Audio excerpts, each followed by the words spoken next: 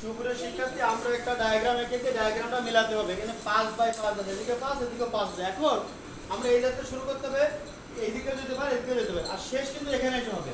সে এদিকে আসতে পারে, এদিকে আসতে পারে, এদিকে আসতে পারে, এখানে শেষ করতে হবে। ঠিক আছে? তাহলে আসো, একজন ছেলে সৌম্য, আসো। Soumya, start please. আমাদের সৌম্য চেষ্টা করছে ডায়াগ্রামটি মেলানোর জন্য, দেখা যাক সে কেমন পারে। খুব সুন্দর করে কিন্তু মেলানোর চেষ্টা করছে।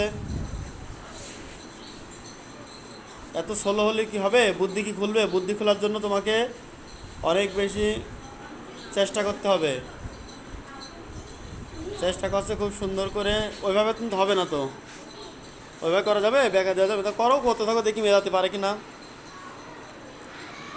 আচ্ছা, কইরে মিলে ফেলেছে তাই না? কিন্তু এভাবে ব্যাকা করা যাবে না একটা, ঠিক আছে? কারণ ওই যাতে কিন্তু পয়েন্ট নেই আছে।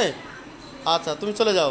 আবিদ, আসো, খুব দ্রুত আসবা, ওখান থেকে চক নেবা, এবার আঁকানো শুরু করে দাও, দেখি কেমন হয়। চেষ্টা করছে আমাদের আবিদ, এই তো খুব বুদ্ধিমান ছেলে, মনে হচ্ছে সকালে ভালো মন্দ খেয়ে এসেছে।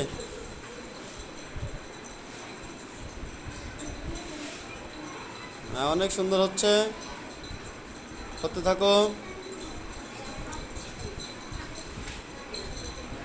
আমরা বুঝে ফেলেছি যে আবিদ আর পারবে না মনে হয়, তাই না?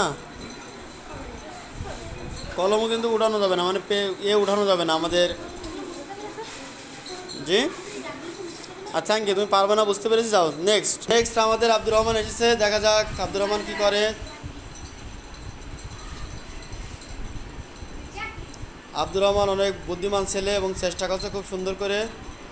এক দাগের পরে দুইবার গেলে হবে না, ওখানে একটা দাগের পরে দুইবার চলে গেছে, তারপরে মিলে, কিন্তু এক দাগে দুইবার যাওয়া যাবে না। এই যে আমাদের এই পয়েন্টে দুইবার এসছে তাই না? দুইবার যাওয়া যাবে না, এক পয়েন্ট। আচ্ছা, থ্যাংক ইউ, চলে যাও। তাহলে তোমরা সবাই ডায়াগ্রামটি খাতায় উঠাবো, আর বাড়িতে বারবার চেষ্টা করে আমাকে দেখাবো, কমেন্টে সবাই জানাবে। ধন্যবাদ।